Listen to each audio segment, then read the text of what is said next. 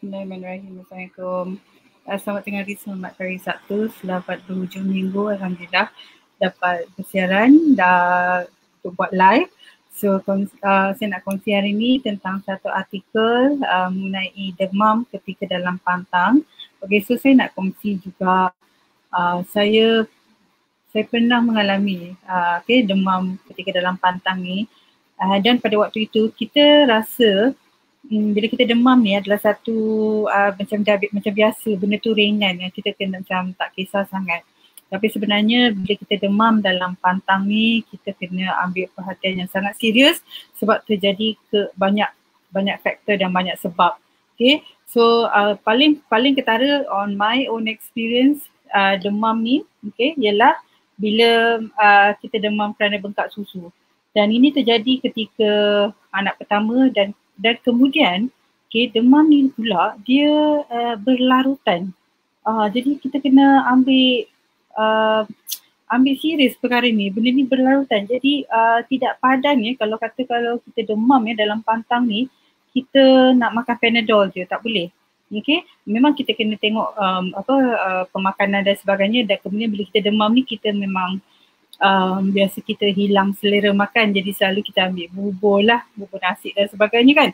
Tapi nak bagi tahu kadang-kadang dia berpanjangan. So bila dia berpanjangan ataupun berlarutan, kita kena berhati-hati sebab kemungkinan kita perlu merujuk kepada pakar perubatan.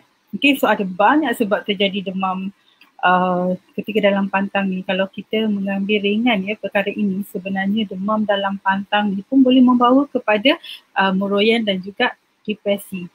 Okay, so dulu saya my first experience, kita tak rasa benda ni serius. Okay, so Alhamdulillah kalau betul-betul tak serius, jadi kita masih boleh rehat untuk sembuh. Tapi for some mothers, perkara ini akan jadi serius, berlarutan dan berpanjangan, maka dah tak boleh ambil mudah dan minta untuk dibawa ke hospital untuk membuat pemeriksaan lanjut. Okay, so saya kongsi artikel tu. Okay.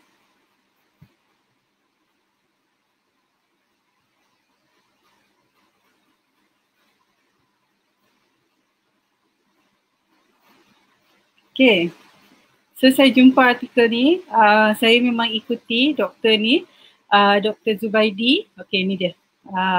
Okay, so Dr. Zubaidi Haji Ahmad dia menulis. Okay, artikel dia semua memang bagus-bagus. Alright, so yang saya nak kongsi,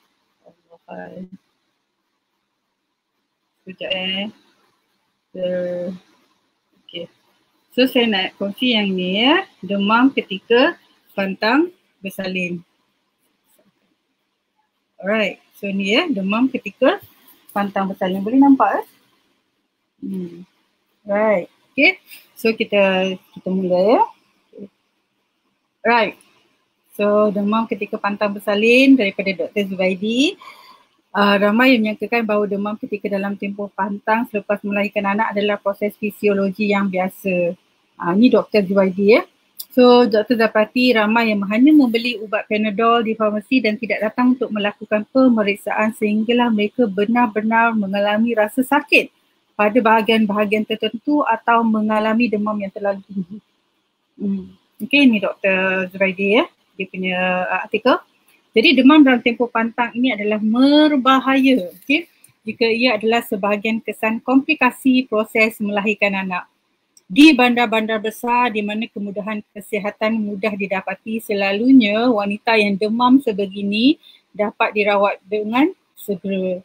Okay, so boleh jadi demam kita adalah kerana kesan komplikasi melahirkan anak. Okay, so kita kena pasti dan jangan berlengah atau bertangguh.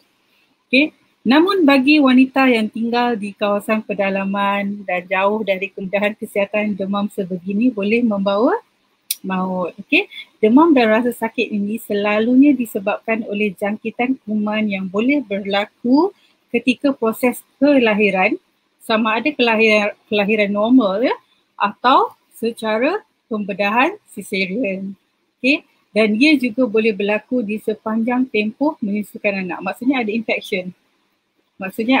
infection. So boleh jadi kita demam kerana ada infection. Okay, so sebab tu saya selalu pesan kesihatan, kebersihannya, bab-bab health, hygiene memang sangat penting dalam pantang. Okay, so kemungkinan berlakunya jangkitan kuman semasa proses kelahiran boleh menyebabkan kita jatuh sakit ataupun kita mendapat demam. Right. Okay, so saya pernah mengalami luka yang lambat baik di kawasan Faraj. Selepas melahirkan anak kedua saya mengalami demam yang teruk dan kemaluan saya mengeluarkan lendiran yang busuk.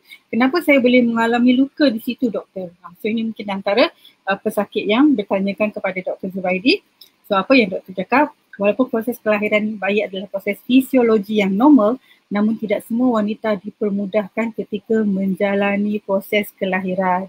Jadi kecederaan fizikal boleh berlaku dan selalunya berlaku koyakan di sepanjang saluran kelahiran bayi, sama ada di pangkal rahim ataupun cervix atau di faraj, terutama apabila bayi yang dilahirkan bersaiz lebih besar dari yang dijangka. So kemungkinan berlaku koyakan. Tuan kata tear tu dia ada dua. Dia ada tear yang kat luar, dia ada tear yang kat dalam. Okay, so semua ini adalah berlaku semasa proses kelahiran dan tidak semua wanita diberikan kemudahan sewaktu menjalani proses kelahiran. Ini yang kita kata rezeki kan. Okay, so some people senang je, some people they take a time untuk melahirkan. So boleh jadi luka. So luka pula boleh jadi di luar, dia orang kata first degree, second degree tear, whatever, ataupun di dalam. Okay. So setengah wanita mempunyai luka dari kecederaan itu yang tidak dapat disembuhkan dengan sendirinya kerana selepas kelahiran banyak perubahan fisiologi yang membantukan proses penyembuhan. Exactly apa yang saya selalu tekankan, bagaimana luka lambat baik. Bagaimana kita lambat sembuh. Sebab semua orang badan tak sama kan. So ada orang senang bila dah luka tu cepat je baik. Ada orang ambil masa. So kalau kata kita ambil masa untuk luka episiotomi tu ya, untuk sembuh mungkin untuk saya maybe 3 ke 4 minggu. But some people seminggu dah baik dah. Kan? Tu pun kita kena tengok dekat luar, yang dalam macam mana, dah pulih betul tak? Dah pulih betul tak? Luka dah pulih bermaksud dia dah elok, okay, dia dah tak ada apa kita basah. Bila basah tu dia mungkin boleh jadi cepat dapat jangkitan kuman. Kan? So akibatnya mungkin macam tu lah, macam pesakit tanya kenapa berbau dan sebagainya kan. So kenapa luka masih basah lagi. Right, so benda ni semua memang telah di-design kan, tidak sama semua orang. Okay, so doktor cakap yang tu lah. Okay. Alright. So setengah wanita mempunyai luka dari kecederaan yang tidak dapat disembuhkan sendiri. Itu doktor cakap. So doktor, saya heran mengapa pihak hospital tidak mampu menyelesaikan masalah ini ketika di hospital. Sekarang isteri saya sudah 3 hari demam dan menggigil. Ini kecualian pihak hospital. Okay. So doktor cakap, okay, saya cuba mengimbau semula pengalaman saya bekerja di ward bersalin di sebuah hospital awam di selatan tanah air. Seingat saya ketika itu setiap hari ya, antara 30 ke 50 wanita melahirkan anak di ward itu sehari, terutamanya di ward 3. Okay, so dalam jumlah yang sebegitu ramai, kemudahan katil untuk digunakan semula oleh wanita yang melahirkan anak keesokan harinya amat tinggi. So selalunya ward akan penuh. Jadi mereka dibenarkan pulang jika tidak mempunyai apa-apa komplikasi kelahiran yang nyata. So selepas bahagian abdomen dan faraj dipastikan tiada kapas atau jarum yang tertinggal dan bayi yang dilahirkan telah kencing dan buang air besar, para ibu akan dibenarkan pulang untuk berehat di rumah. Okay, kerana keadaan sesak di hospital, maka pakar perubatan dia tidak tahan lama ibu tu. Jadi ibu tu kalau dah okey, so biasa dia orang akan lepaskan untuk balik dan berehat di rumah. Okay. So malangnya kebanyakan wanita yang mengalami jangkitan kuman selalunya mengalami demam, rasa sakit pada bahagian tertentu selepas dikeluarkan dari hospital. So psychologically kadang-kadang kita boleh nampak nurse, kita okey je, dia nampak doktor kita okey je kan. Tapi bila balik rumah baru kita rasa sakit. Sebab kadang-kadang bila kita kena abuse ni, kita tak rasa sangat sakit dia masa itu. Kita akan rasa beberapa jam atau beberapa hari selepas itu baru kita rasakan. Itu memang biasalah prosedur perubatan. Oleh itu selalunya kebanyakan jangkitan kuman hanya dapat dikesan oleh seorang wanita itu masa dia berehat di rumah. Okay, dalam kajian di UK, 94% dari kes jangkitan kuman didiagnos selepas wanita dibenarkan keluar dari hospital. Okay, sebab macam katalah sekarang kan dalam keadaan COVID, so wanita dibenarkan keluar daripada hospital. Okay, kerana kita pun kurang katil kan dalam keadaan sekarang, dalam keadaan kecemasan dan sebagainya. Jadi masa tu luka tu kita tak rasa lagi, kita rasa lagi bius tau, kita kena bius, kita kena induce ke whatever it is lah. Okay, so it's taken care dalam hospital. Tapi bila kat luar, kita dah balik rumah, dia kan kita abaikan aspek ini. Okay, contoh, tu sebab saya cakap macam kita perlu bersalin tuala wanita setiap 2 jam.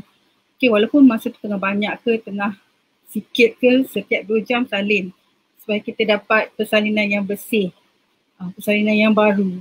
So kalau kita sampai 4 jam kita tak tukar lagi persalinan tuala wanita, memang akan berlaku infection sebab keadaan bendali boleh menyebabkan bakteria singgah. Okay, so berlaku oxidization semuanya dan akan berlaku infection kalau kita tak jaga betul-betul bersih luka kita.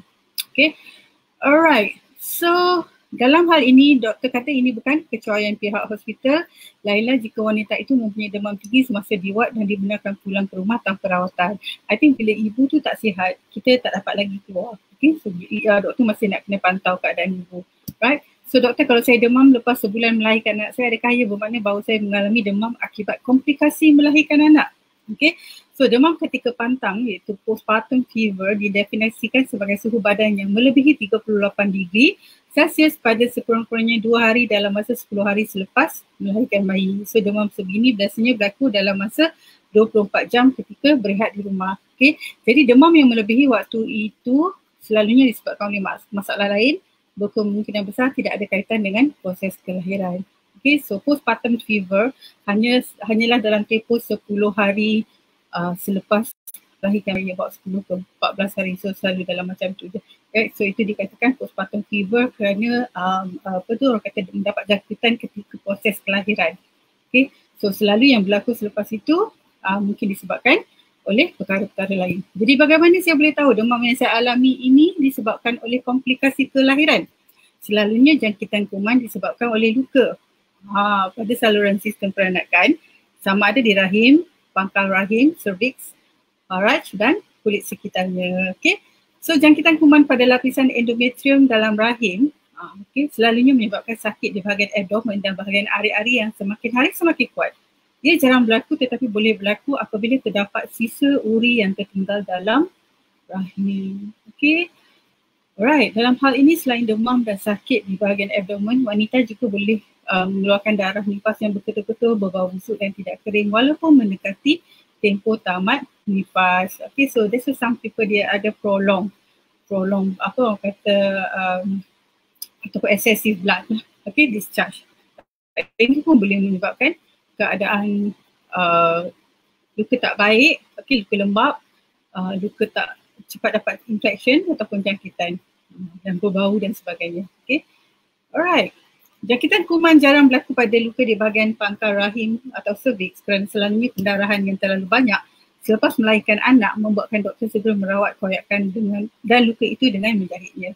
Right, so I think pakar perubatan dia ada prosedur tertentu okay, untuk benda ni. So jangkitan kuman biasa juga boleh berlaku pada luka, okay, pada faras akibat kecederaan fizikal yang banyak semasa proses kelahiran. Walaupun telah dijahit dan diberikan antibiotik, oleh kerana luka di kawasan ini agak lembab, maka proses penyembuhan agak lambat dan mudah terdedah kepada jangkitan kuman. Sebab tu bila kita nak basuh kan, nak basuh cuci bersih bahagian tu, kemudian kita dah kering kan, baru kita ganti persalinan baru. Okay, so sebab kawasan tu ialah kawasan yang lembab. Pertama kerana kita buang air kecil dan buang air besar. Kedua kerana berlaku pendarahan dekat situ. Okay, sakit biasanya mengalami rasa sakit di kawasan itu dan ada kalanya melarat di kawasan ari-ari di samping mengeluarkan lendiran dan darah nifas yang busuk. Okay, so kena tengoklah. Okay. So tanda-tanda luka dah baik, dia dah kering. lidah kering, lidah kering, lidah bercantum. Kecederaan fizikal dan koyak juga boleh berlaku pada lubang pembukaan air kencing. Selain jangkitan kuman, boleh merebak ke pundi kencing dan juga menyebabkan jangkitan kuman di situ. It is logic, ya. Jika mengalami rasa sakit ketika membuang air kecil, rasa kerap mahu ke tandas, rasa tidak puas membuang air kencing, maka ada kemungkinan pundi kencing juga telah dijangkiti kuman. Okay, so ni dia punya explanation, ya. So bagi wanita yang menjalani pembedahan caesarean untuk melahirkan anak, biasanya demam disebabkan oleh jangkitan kuman pada luka pembedahan caesarean. Okay, so ini biasa berlaku. Selalunya luka pada jahitan caesarean ini menjadi sakit, merah dan mengeluarkan nanas selepas beberapa minggu jika tidak dirawat. Sebab tu bila kita nak mandi tu memang dia kena basahkan. So lepas tu kita kena lap kering-kering dulu. Okay, lap kering-kering, nak pakai plaster ke, nak pakai bengkung ke, so make sure luka tu nampak kering kat luar dia. Okay. So bagi wanita yang menyusukan bayi, masalah utama ialah jangkitan kuman pada payudara menyebabkan payudara rasa sakit, bengkak, tanda kemerahan pada payudara. Inilah juga punca demam bagi wanita yang baru melahirkan anak, dan ini yang saya dapat. Ini yang saya dapat. Masa tu memang tak ada experience, jadi kita tahu kita nak menyusukan bayi tapi kita tak take care of bengkak ni. So lama-lama bengkak, terlalu bengkak sampai sakit. Alright, kemudian susu tak lancar. Dan kita akan dapat demam. Memang akan dapat demam. Betul-betul lemah dan tak berdaya. Okay. So itulah memang akan lalu. Right. So sebab-sebab lain ialah demam penjangkitan paru-paru akibat komplikasi bius general anesthesia dan jangkitan kuman pada saluran darah vena yang dicucuk untuk diberikan IV drips. Pun boleh jadi jangkitan juga. Okay. So oleh itu doktor menasihatkan wanita yang baru melahirkan anak agar banyak berehat, minum air secukupnya dan jaga pemakanan. Okay. Sebab tu kalau ada ibu muda lepas 2 hari bersalin dah pergi ke shopping mall, saya memang amazed sebab saya tak boleh kita tak sampailah level kita nak nasihatkan kan, tapi sebenarnya you tak baik lagi. Okay, kalau setakat kita keluar untuk beli barang, saya boleh terima lagi. Tapi kalau keluar nak bersiar-siar, memang tak boleh bring yang tu. Tapi Alhamdulillah sebab COVID ni memang semua orang kena duduk rumah, so kenalah duduk rumah.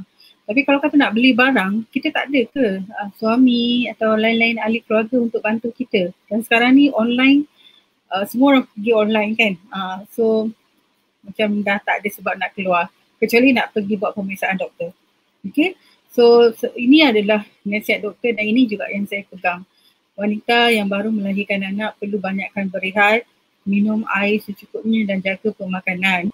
Puan-puan tak nampak bagaimana luka tu ya, sel dalaman tu macam mana, how many days dia ambil masa untuk pulih. Kita tak nampak dan kita tak rasa sakit immediately. So kalau kata kita dah tak jaga masa kita berpantang, jadi luka tu pun tak sembuh. So dia mungkin lepas tu baru kita rasa sakit. Lepas tu baru kita dapat demam.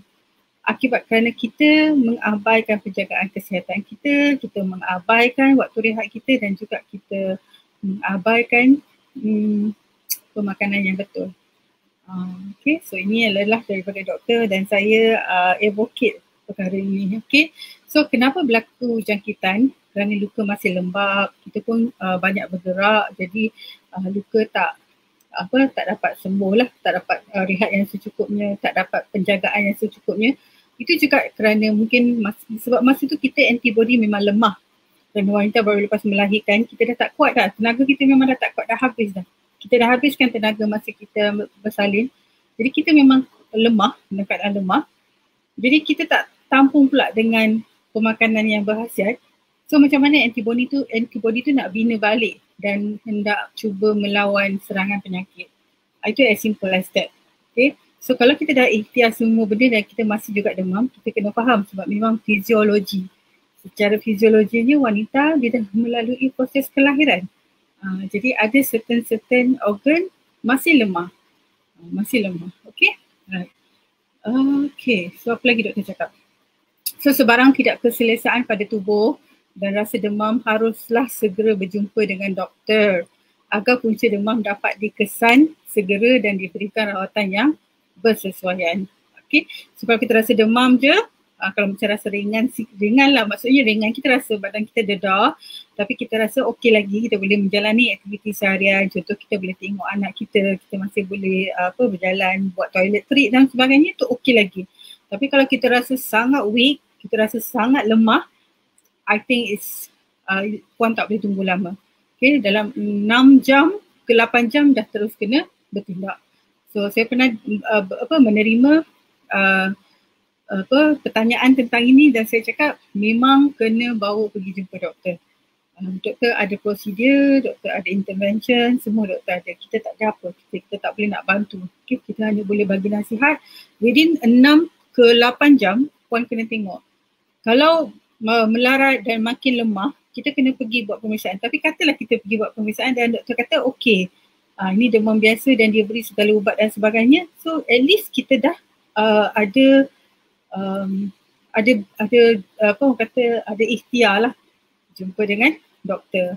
Sebab untuk memastikan kesihatan yang baik semasa pantang sangat crucial. Jadi bila kita dalam pantang, kita sakit, doktor akan attend kita. Okay, doktor, nurse, pembantu perubatan dia akan dahulukan kita. Right, so jangan risau yang tu. So kita tidak akan dibiarkan menunggu lama. Mungkin kita dapat wheelchair, kita dapat dapat queue lah. Dapat queue, dapat nombor giliran cepat. Sebab kita dalam pantang. Right, so sebagai memudahkan perbincangan bagi wanita yang baru lahir, segeralah berjumpa doktor untuk pemeriksaan jika mengalami demam dan mempunyai tanda-tanda berikut. Okay, rasa sakit di bahagian tepi, belakang, rasa sakit dan kerap ketika membuang air kecil, rasa bengkak, sakit dan merah pada tempat yang dicucuk untuk IV drip, so selalu diorang akan drip kita kan.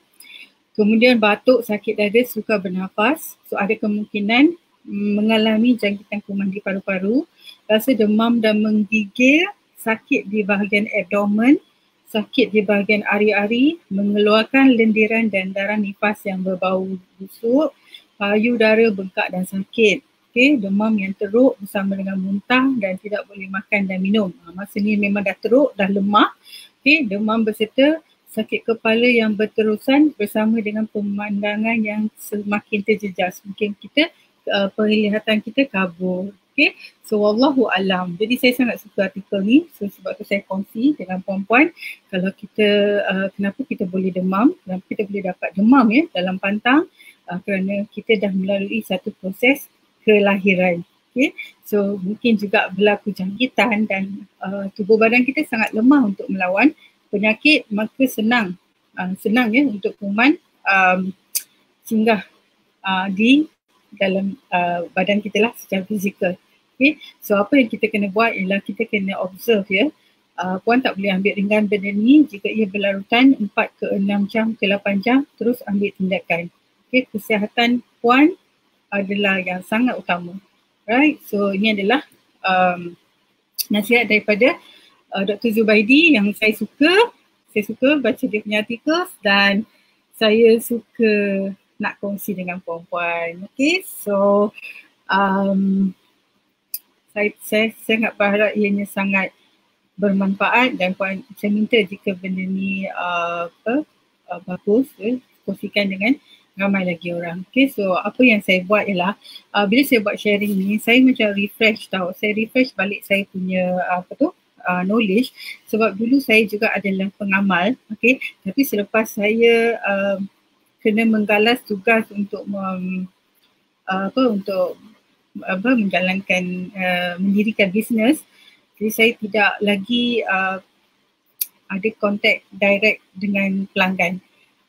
So benda ni bagus untuk saya refresh knowledge saya dan juga adalah kerana saya juga pernah mengalami demam semasa dalam pantang. Okay, so semasa dalam pantang kita demam mungkin sebab jangkitan, mungkin sebab kita lemah sangat ataupun mungkin sebab payudara bengkak, which is very common. Okay, so jika puan mengalami demam, ini adalah pesanan, tidak biarkan dia lama terus pergi berjumpa dengan pakar perubatan. Okay, so I think itu saja untuk perkongsian saya hari ini. And then, so macam biasa, before saya tamatkan sesi ni, so saya ada sedikit pesanan. Yang pertama adalah ibu hamil dan menyusu boleh mendapatkan suntikan vaksin untuk suntikan vaksin untuk status ibu hamil dan ibu menyusu. Okay, insyaAllah ada vaksin yang sesuai untuk situasi puan. So mohon pemaskinikan dalam aplikasi MySejahtera. Okay, and because of that kami ada terbitkan ibu percuma, ibu percuma, so ibu yang kedua tentang panduan vaksin untuk wanita hamil dan menyusu. Okay, so puan boleh download di pantangplus.com. So buku ibu yang pertama kami iaitu panduan pemakanan semasa hamil juga banyak dimuat turunkan juga. Okay, so these are all knowledge yang kita impart to our listeners, audience, our customers. Kita compile apa yang kita pernah buat secara live. So kita bukukan dalam format e-book. So this is all for you. So jangan lupa download secara percuma.